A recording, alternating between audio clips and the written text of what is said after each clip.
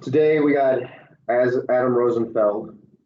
He's a Six Sigma black belt who's done a whole bunch of different value stream mapping analysis.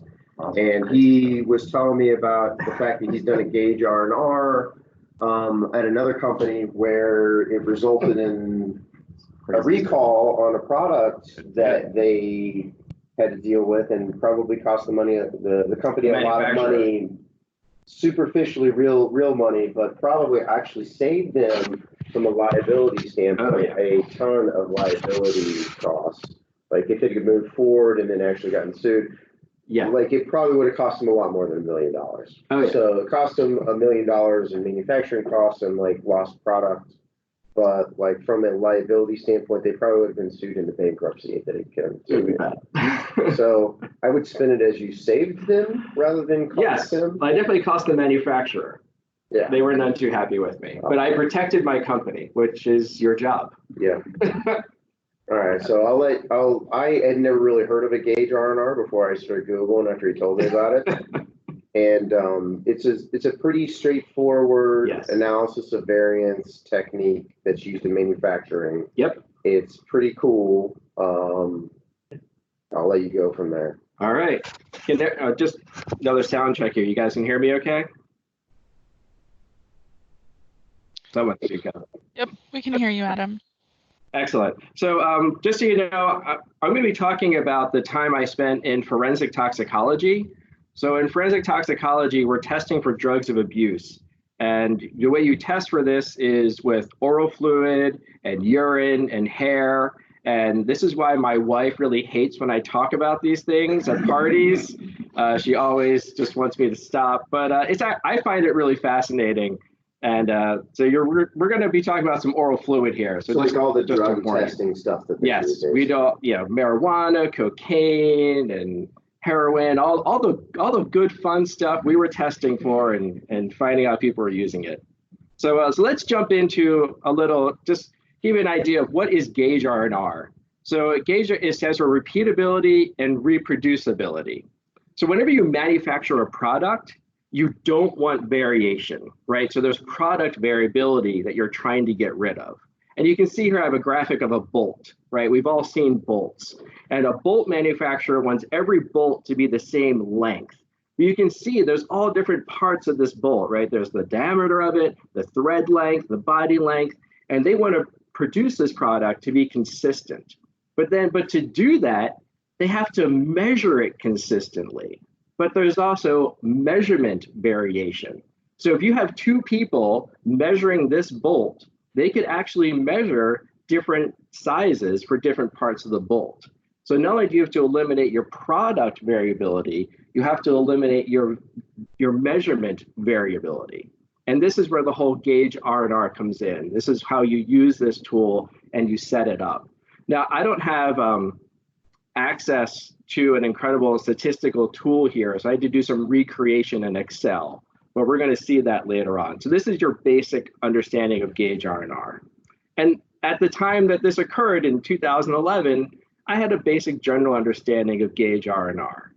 And then, usually this happens in the movies, right? Your boss walks into your office and says, get on the next plane to Atlanta. And I never thought this would happen to me, but it was October of 2011. And it was like, go to Atlanta, go to our manufacturing site, figure out what's going on.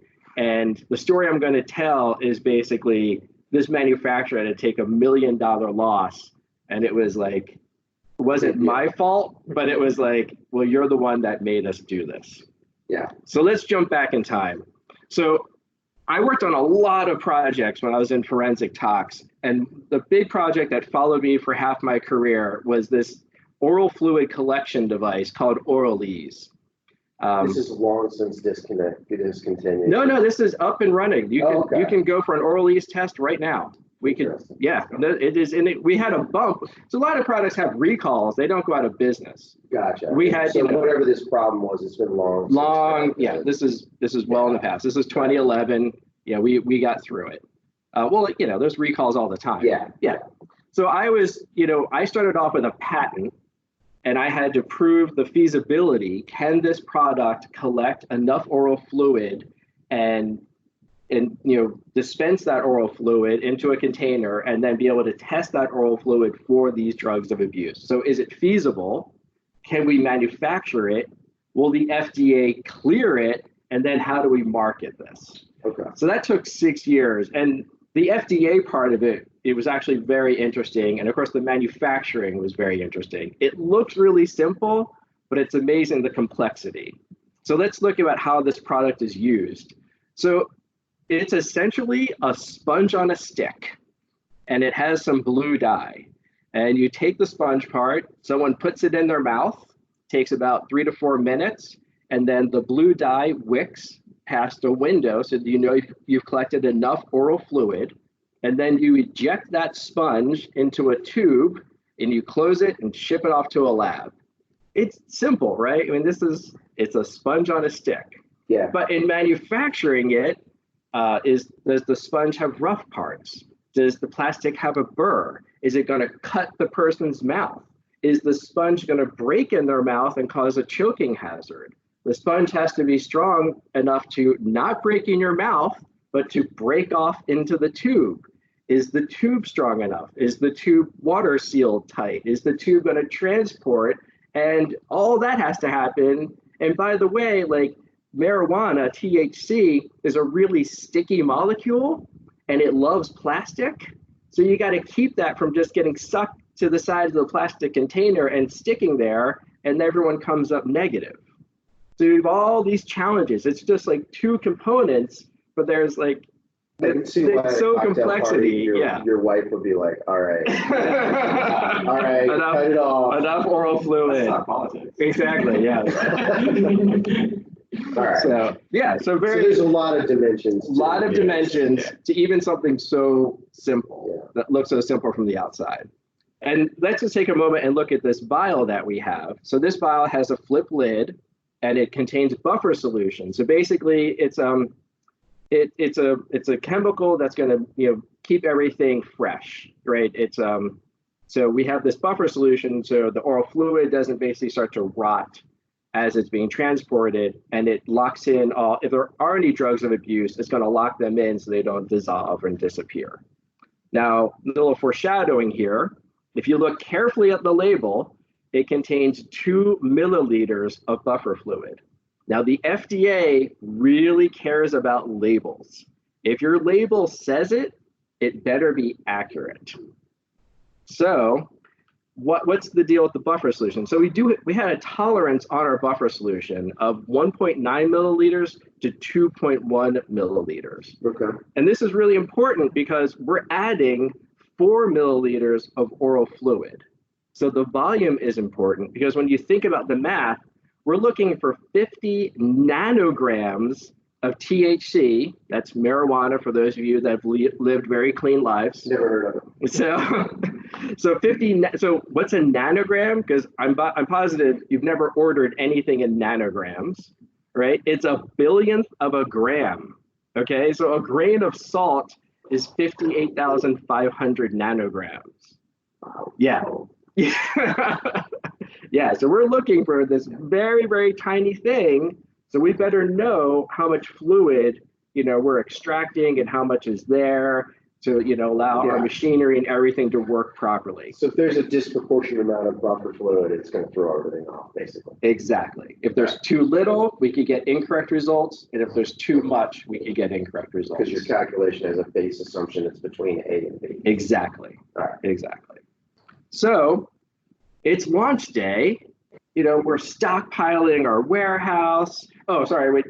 So because of it's so important, I forgot this one slide. So we have an internal quality control check. So we have our manufacturers, and we do an internal quality check before it goes out to our customers. And we're getting ready for launch day, and we're stockpiling this stuff because we're rolling out to market.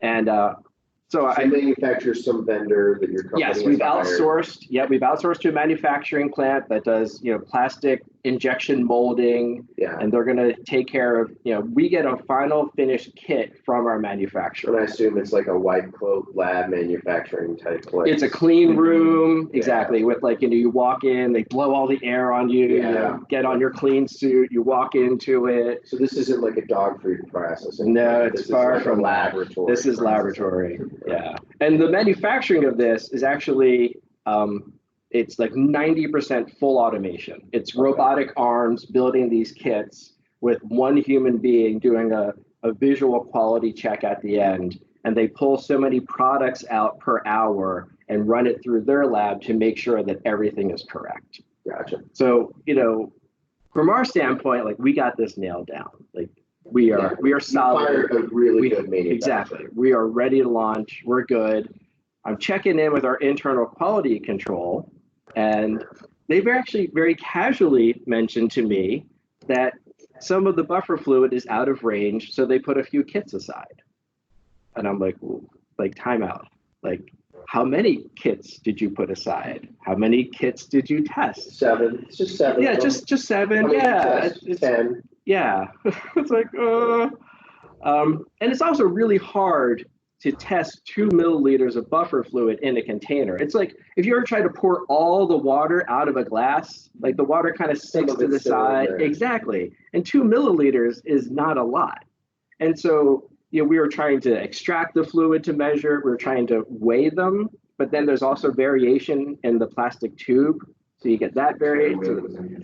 Exactly. So there's all these little different variations, but our scientists were very much convinced that this buffer fluid solution is off. It's either too much or it's too little.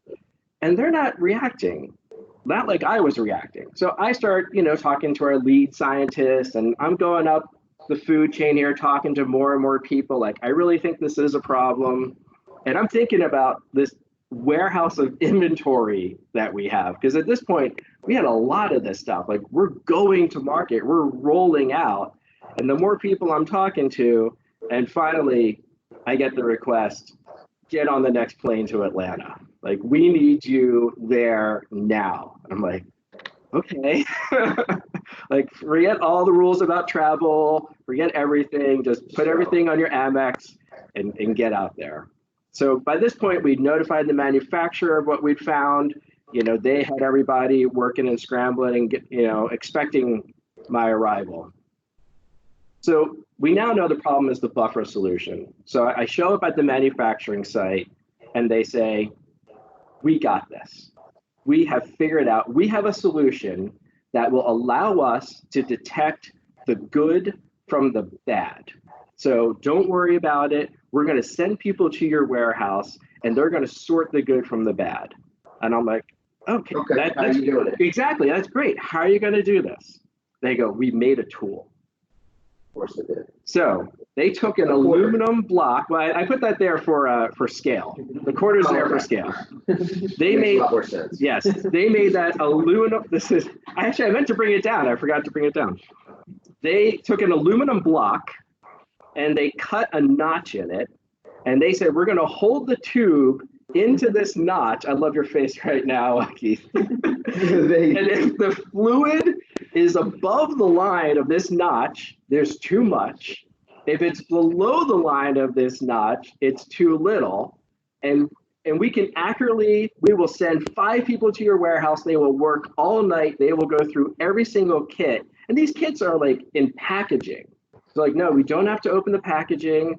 We're just going to hold this tool. We're going to eyeball it, don't worry. Yeah, exactly. We're going to eyeball every single one of these. And we can 100% accurate. We can separate the good from the bad. Fly home, Adam. We got this. Anytime anybody hands you a metal block as your measuring tool, doesn't pass the smell test. Right? No. I mean, just like, is it going to be level? So they're so convinced that this is a great solution that that's when I remembered Gage R R. Yeah. I was like, oh, well, I have a 6 Sigma tool for this. Imagine that. Like, I never thought I'd be pulling this out. The certificate is going to pay off today. Exactly. That training was worth it. Yeah. So I said, well, if you're so convinced that this is 100% accurate, then right now, let's do a Gage R R study.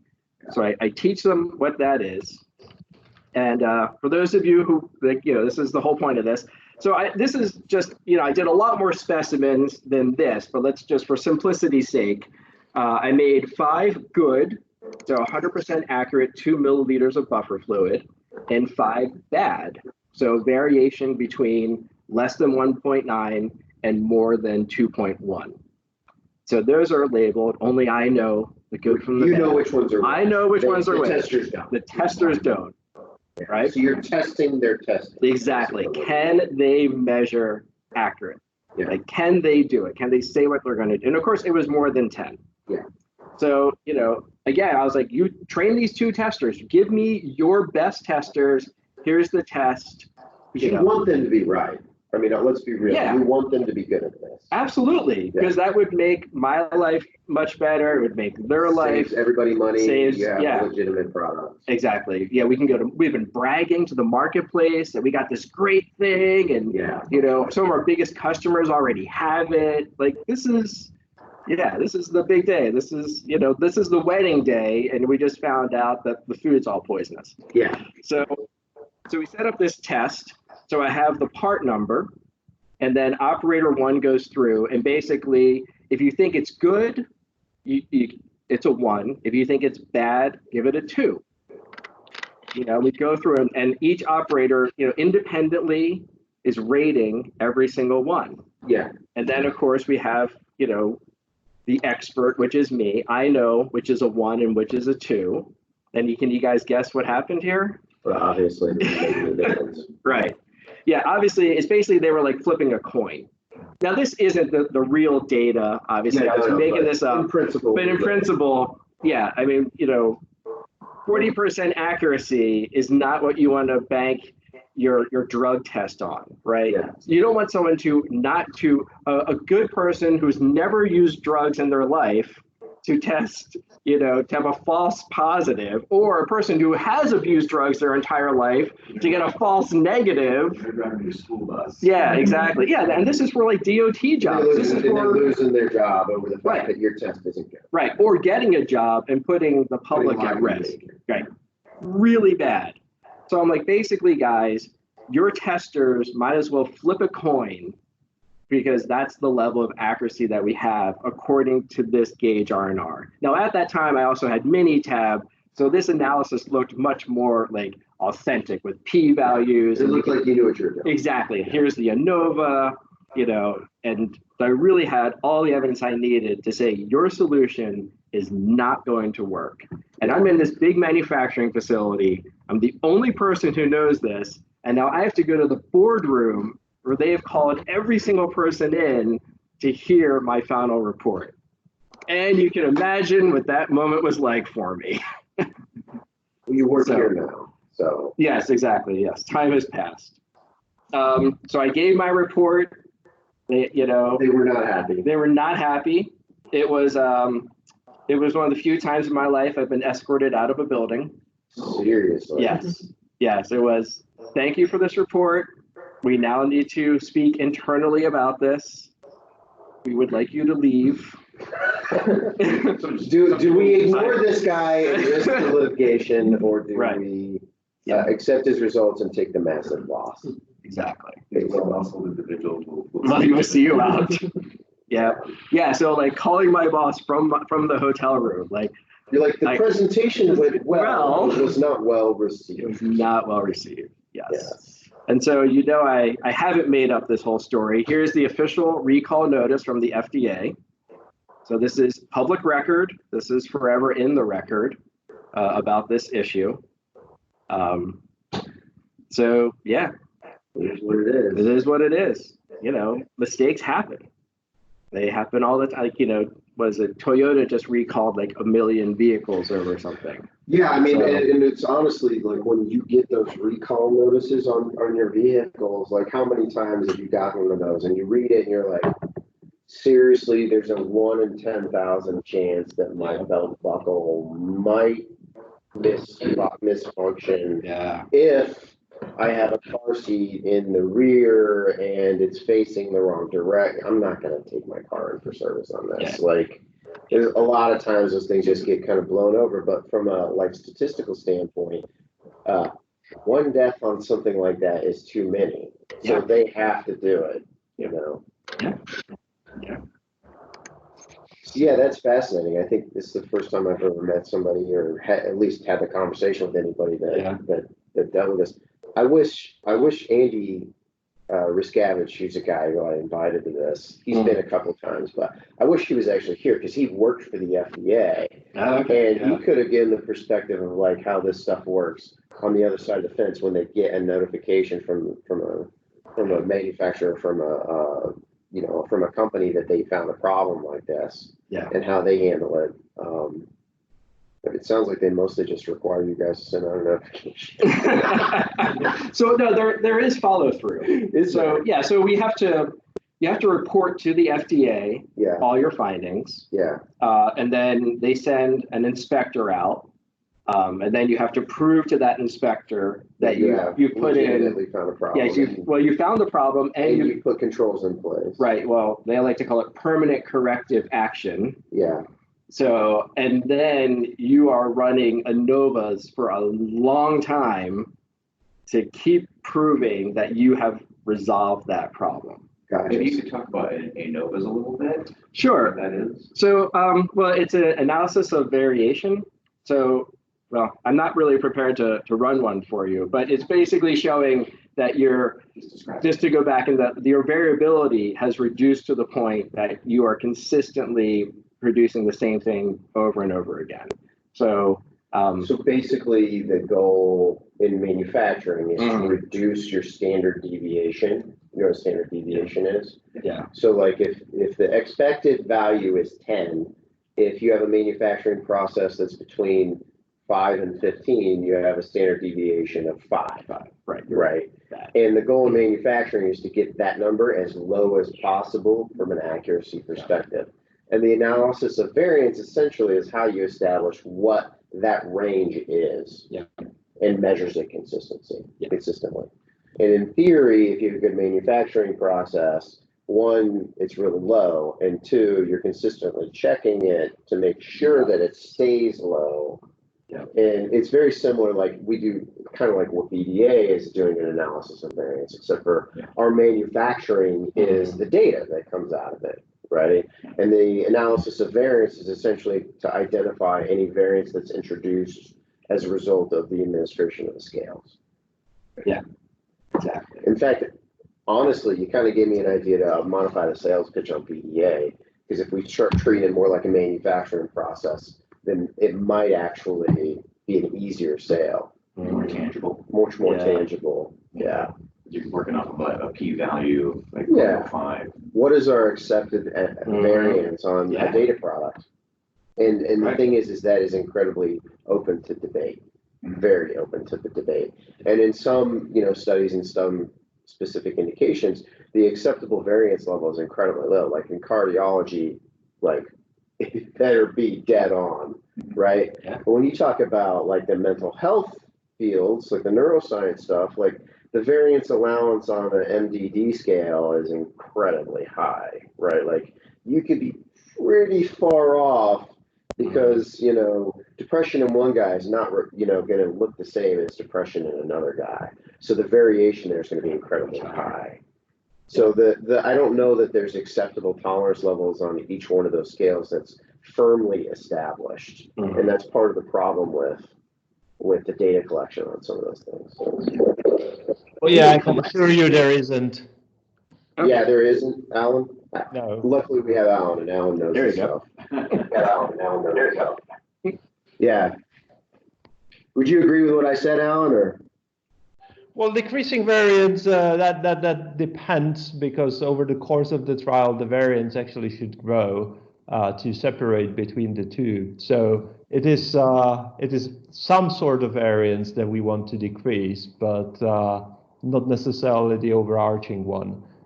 Gotcha. So we would want to reduce the variance on the controls that we don't want to change, but increase the variance on the endpoints that we're trying to show separation on, in theory. Yeah. Cool. So yeah, there's a lot of stuff I think that like pharma Oh yeah. can learn on one end from manufacturing, but ironically, a lot of the manufacturing things in pharma are very, very Six Sigma controlled. Like this was a pharma thing, basically. And like they're doing things in like nano, micron, whatever. Yeah, well, that was the lab part of it. Yeah. The nanograms and even like pecograms. Yeah. Wow. Yeah, you're getting really small stuff. Yeah, just so you know, the solution here is at first they were doing the buffer fill. They were using air pressure to fill the buffer solution. It was splashing it everywhere. No, the compressor would kick off. So the compressor would build up pressure, and then that pressure would drop, and then it would kick to refill that pressure. When it would kick, they were still making product, and those products were getting a different pressure value.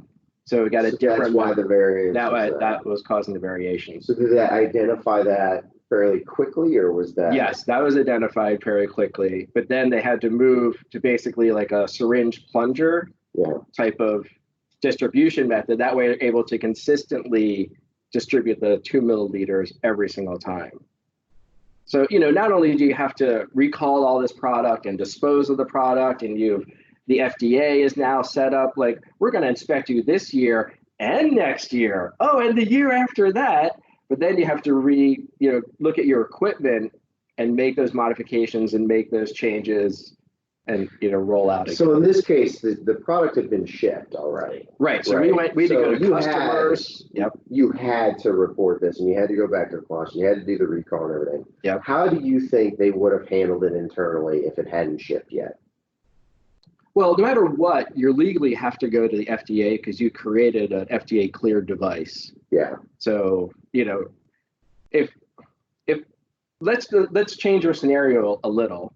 Right. Let's say I didn't exist. I didn't fly down to Atlanta. Yeah. And they just called us up and said, hey, it sits out there for a couple years, and then they start hearing rumors that some guy failed a drug test that shouldn't have failed a drug test, and another guy passed that shouldn't have passed, and then it finally bubbles up. Major lawsuits. That would have been that would have been huge lawsuits, and it would have been so what you do when you manufacture a device like this, you have to have reserve samples. Yeah. So one of those lawsuits came down like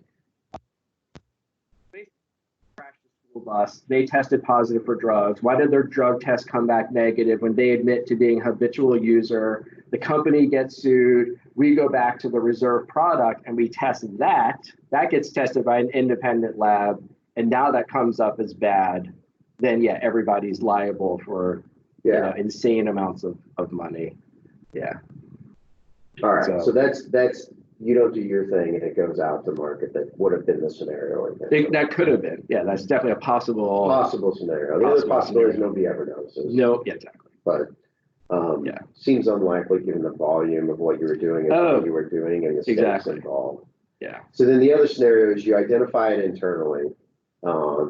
And we'll just assume everybody has high integrity. Nothing is shipped yet. Let's just assume everybody in the company has high integrity. Right. And the reaction would have been, we can't ship this thing. We've got to fix it. And then we would have fixed it and then shipped. Do you still have to report that early manufacturing issue? To the FDA? Yes. As far as I know, you'd have to report that. Okay. Yeah. Interesting. Because it still went to us. Like we're the customer of that manufacturing site. Yeah. So. Gotcha. So it's a quality check and a question if the manufacturer has delivered something to you. Exactly. As that was out of spec. That was out of spec. According to the FDA. And it calls into question their. Right. It calls their quality system into question. The manufacturing quality system into question. Yeah. Interesting. No, it's also really interesting to think about if you want to go into hypotheticals, is if the label didn't say 2 milliliters of buffer solution, would it have been a big deal? Because the FDA is all over labels. Yeah. So if the label says it, it better have have any sort of audit here even in any kind of pharma. Like if it's not written down, they don't hold you accountable to it. To be frank, which is a little goofy and doesn't make a whole lot of sense if you really want to talk about quality. But Yeah. Like, if you don't write it down, they're not gonna ask you questions about it. Right. So what you're saying is because you guys put 2.0 on the label, they were like, it's not 2.0. Yeah. Yeah. I mean, I think we had to put 2.0 because it contained buffer solution. Yeah. But like that was a really big deal. Like it says it on the label, you have to be, that's why the variation, is so tight there. And just like all the food product you have, right? It always says like, your can of Coke, like 34 grams or whatever it is. Yeah, and you hear stories occasionally food products have to get recalled because they've mislabeled the ounces of chicken and whatever. Right, there's an ingredient that is not labeled. Yeah, that's peanuts or something. Exactly, that's a real big deal. Yeah. Yeah. All right, cool. That's a good story. Thank you. You know what it reminded me of when you told me about it a couple of days ago is it reminded me of, not exact same scenario, but it reminded me of the Challenger explosion scenario is what it reminded me of, because they had one of the major contributors to the Challenger explosion was these O-rings. If you've never watched, there's multiple documentaries on this, but the manufacturing process, the major contributor to the Challenger explosion when the thing was like taking off and then it blew up and everybody watched it on national TV. It was a big deal in the 80s. I personally remember watching it explode on television. Oh, yeah, they wheeled the TV into our 5th grade history class. Exactly. Watching it live. It was tragic, and we're I think I was in 4th or 3rd grade or whatever. And did that just explode? Teacher, can you explain what happened to the astronauts? It was a very awkward thing to explain to a bunch of children. But anyways, it was a massive thing, and there was this huge investigation that went on for a year. And the primary contributor ended up being this O-ring. It's kind of like your little buffer solution. Yeah. But it's the O-ring that controls the flow of fuel between two positions, basically.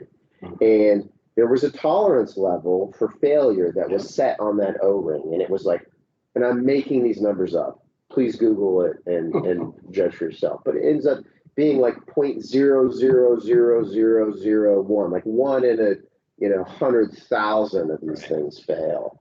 The problem is that they didn't do the math to see what the failure rate of multiple of these rings put together. Because the fault tolerance on one might be 1 in 100,000, but when you use 100,000 of them, right, it ends up being a pretty significant chance that 1 out of these 100,000 will fail. And all it takes is 1 to fail for the whole thing to go up like a candle. Yeah. So it was essentially the quality controls were set on a small component basis, but they weren't accounted for at a full system level, essentially. Yeah. And so the math ended up working out that there was like a 13% chance that the thing was going to blow up. And it ends up being one of those scenarios where like no one in their right mind is going to get on a spaceship that has a 13% chance of blowing up, right? But in that manufacturing, control environment, that tolerance level was set and met. Yeah. So it's just another terrible story, I guess. Much more tragic. If you ever get a chance to watch that documentary, any documentary about the Challenger explosion, they talk about it. It's pretty amazing. But also with the Challenger, there was like temperature was one of the driving factors. Temperature, and they tested it in specific rains, but not in others very well. And and so you think about that, and you go back to like transporting a specimen. Like, well, we know that this buffer solution will maintain THC at these temperature values. But what if this one is sitting in the sun, or this is exposed to other chemicals, and there's so much variation. Like when you transport something, you've really lost control of it for that period of time. Yeah. And then how do you account for all those variables that can happen? Yeah. So there's an expectation around transportation, refrigeration unit, or whatever, and it has to be kept within certain ranges. Yeah. We don't refrigerate specimens when they're transported. They're just transported through the mail. Really? Yeah, they're in. You have to have double protection for fluid. It makes it for we really don't want to catch people who are using drugs. Is what you're telling me. We don't really do. So Yeah, we like the container itself is containment level 1, and then it's in a plastic bag containment level 2, and then it's put into another, like, your FedEx, UPS, and then that's shipped out. But like, I mean, I've seen a FedEx truck run over a package. I'm like, yeah, specimens are in there. They're crushed. Yeah, I mean, everybody's seen the video of the UPS guy punting the box up to the desk. Yeah. So, but yeah, there's always so many variables, and testing is expensive. Yeah. Especially destructive testing. And so where do you finally draw the line? Yeah, I mean, that's like the classic, like how, what is you don't want to do 100% testing because then you've used all your product. Right. So like you can't test every tablet of Tylenol that comes off the line, because if you do, then you don't have any Tylenol. Right. It's like airbags. Yeah. Same deal. Anything that is destroyed by consumption, like you can't test everything. So Whole sampling process. I think we're a little insulated from some of that in the data world, like the manufacturing, like controls and quality expectations and the testing expectations. We have some of it, I think, in the device world.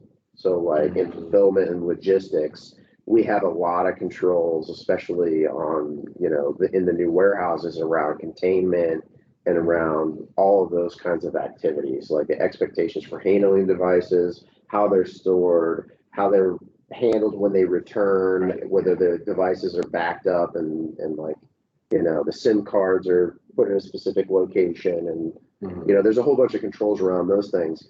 But even for our devices, like most of the quality control is done by the original manufacturers, not by us, right? Right. Our quality is like on the installation of the software. I mean, like an example of that is how we used to do QC, functional QC on every radio station device, right? Adam, you led a project to basically eliminate that. That too. And the same thing with code, right? So we can be looking at these kinds of solutions, in our virtual software environment, or where it applies in like on physical devices. I mean, the tools are useful and potentially applicable, where we have potential software failure and because we do 100% inspection, 100% testing of everything. Yeah. And regardless, and so, what is our level of quality going in and coming out of each process? And I think we don't have great tools around that right now. We teach it, we treat everything as though it's about to fail. We have some, and it's split up in underneath James's operational organization, right? So that we do the monthly ops review, and every single center of excellence has its own metrics for quality that they're expected to report on, right? So like technical services with Solius and data services, myself, we're expected to report on defects and bug releases and delivery, and how many defects were detected, number of defects, average per study, and we have tolerance levels that we expect, right? And frankly, I expect it to be in my goals that the number of defects per study has to be below a certain threshold. Like that's my expectation, that's one of my goals. And for the most part, our teams are pretty good. I think like the last time, and it varies from team to team inside of my group, so I can't speak to Solius's, but like in my BI reporting group, like it usually is less than 3 defects that will make it to production per study, which is pretty good considering the amount of code that they're pushing for any given study, because they do, 15, 20 reports, and to find a defect. I also say the defects tend to be pretty stupid. They're like, the capitalization on this title is incorrect, right? Like, come on, man. You're going to give me a defect for a capitalization wrong? That's an edit, right? That's not a defect. Like, if I gave you the wrong data, sure, give me a defect. Like, call me to the defect carpet. versus defective. Right? Yeah. It's still fit for purpose. And when they're that low, when they're generally the metrics are that low, it's not that big of a deal. I'm not going to challenge that. But if like I started getting called to the carpet about titles being, and it started affecting my bonus, you can guarantee I would be like, James, come on, man. That's bull. Yeah. And I talked to Daniel's team, who's the team, Daniel Bluis Verification Services. They're the team that goes through and opens the defects And I'd be like, Daniel, come on, man, you got to stop telling your guys to open defects on titles. Like, you're messing with my money, man. Like, come on, let's be reasonable here. There was a really weird situation in legacy CRF where they actually pitted the groups against each other, right? The expectation, the goals were set around for verification. You are measured, and your expectation is that you open as many defects against the software as possible. Right. So they were incentivized to find problems. Superficially makes a lot of sense. On the software development side, they were incentivized to have the least amount. But the problem is it was a zero-sum game. You couldn't have both teams be successful. One was successful and the other one would lose. So it ended up being this really contentious relationship organizationally between the two groups for a while. And when we merged, we kind of they got rid of that relationship, and basically both teams are measured based on defects released to production instead, right? So it's a win-win for both groups. Like the verification team wants to catch things in testing before they get to production, right? They are measured based on if a defect makes it to production, you failed as a verification specialist. And as a technical guy, if something makes it to production, you've also failed. They fail together and they succeed together. Now, it was a completely different methodology for holding them accountable. So I guess my point is on that, just that we don't necessarily have the same level of a manufacturing quality control in place. We have pretty standard software development quality controls in place that are very open to interpretation and debate about what a defect is and is not. It's not like your measurements on a screw where it's off by half a micron and it's outside the tolerance limits. How do you set the tolerance limits on a defect for software that is a title? It's about continuous improvement, right? Yeah. Right. So you set your baseline, you're using tools like statistical process control where you're making sure that you're within certain limits, that you don't have serial correlation and such. I'm curious, what kind of tools are we using to measure that quality? And is there maybe an opportunity to do that on a more frequent basis? So we're not waiting until the end of the month to see. Well, it depends on the group. Through to production. So that right there is actually the argument for testing automation. That right there, because then you have a consistent measure that is done the same way every single time when you have testing automation. When you have a human being visually inspecting anything, it's very subjective and it's closer to. It's the metal bar. Yeah, it's the metal bar. I would argue that metal bar is better. They at least had a tool. I have it with me. I meant to bring it. Yeah, I would argue that the metal bar is at least still a tool, right? When you have a human being that's looking at a report and deciding arbitrarily whether or not they're going to enforce capitalization as a defect criteria on this particular review. Yeah. And a lot of when we get audited and they ask us for our quality checks, they really just want to see a list of what the human being did. On this clinical data pipeline, we've automated a lot of tests and it runs nightly on the build. So things are within tolerance limits on the clinical data pipeline. It's much more closer to a scientific measure, and it's consistent. It runs pretty much every time there's a build at the very least, and it runs. Some of them run on a weekly or a nightly basis. And basically, it just helps us identify if something gets out of tolerance limits, as compared to when we do a build for Radar Station and we build a scale. It's a first-time thing, probably never been done ever before. That's why we're building it. And so coming up with those automated controls tend to be really, really difficult because they're doing it custom for that study on that device, that day, whatever. Some of it's automated, right? I don't know, Rob probably knows better than I do. But there's some things that they consistently check every single time, like they compare the version numbers on things and they hit the power button and make sure it turns on, things like that.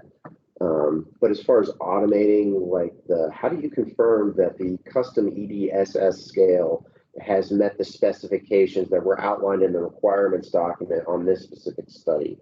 You can't really automate that. like. And it triggers this, triggers the right decision on inclusion, exclusion, and It gets every single time you add a layer of complexity, your ability to automate goes down dramatically, especially when you're constantly changing the rules. And on top of that, oftentimes the requirements documents are ambiguous in places. So it ends up being debatable whether it really was a defect. So. I mean, we've been talking about bringing in Minitab for BTO for green belts. Yeah, I know Richard is a fan of that too. As well, and maybe there's an opportunity more broadly to apply that in defect measurement just on a continuous basis. Yeah, I mean, you can use R for all that. We have a whole group of guys that are well versed in R that can do that, and Python as well can do that, but Python's a little bit less accessible than like Minitab or R. R is like a souped up 10 times version better than like Excel is what R is. And it also doesn't do all the goofy stuff that Excel does, where it like introduces, weird characters when you try to convert to a text format. So from a tools perspective, Minitab has its place and definitely is manufacturing focused, I think. Yeah. But you could do everything you can do in Minitab, you can probably do in R. And R is free.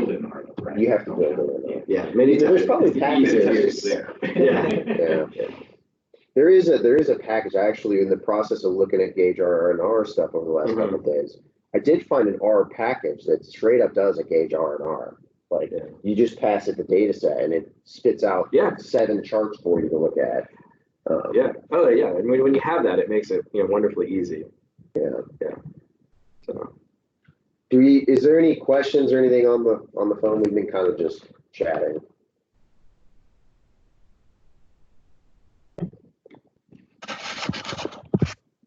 I don't really have anything else. Talked about the Challenger. You talked about Gage R and R. Talked about drugs. Talked about drugs. It's a full day. The good news is it sounds like your drug tests are not particularly great. No, they are. Oh no, we're gonna get that off there. No, it's amazing. Actually, here's something that's really interesting about drug testing. I mean, bad news. Bad news. So if you are someone who uses marijuana, and you get your drug test will go. There's only so many forensic toxicology labs in the country, but you have to actually look at where the person is from. Because if you're a marijuana user from Maine, you can have more marijuana in your system before you're technically, flagged as on marijuana than if you're from Pennsylvania. So it's like the level of tolerance in PA. Now this is, I don't know the exact numbers. Like let's just say it's like 50 nanograms, per milliliter in Pennsylvania, but it's 150 nanograms per milliliter in Maine. And in some states, like it would be 500. So it's interesting. They're actually trying to get a federal level of what is defined as positive. So, but yeah, and the argument against that is I wasn't smoking marijuana. I was at a Fish concert last weekend, and everyone around me was smoking marijuana. Everyone around me was smoking. So, how do you separate the difference? Obviously, that Fish concert in Maine last night. So I'm totally clean. So. All right. Good stuff. All right. Well, I guess I'll close up shop and give everybody 10 minutes back. See, time to get to your next meeting. So thanks for joining, everybody. Thank you for the opportunity. All right. Bye, guys. Bye-bye. Thank you.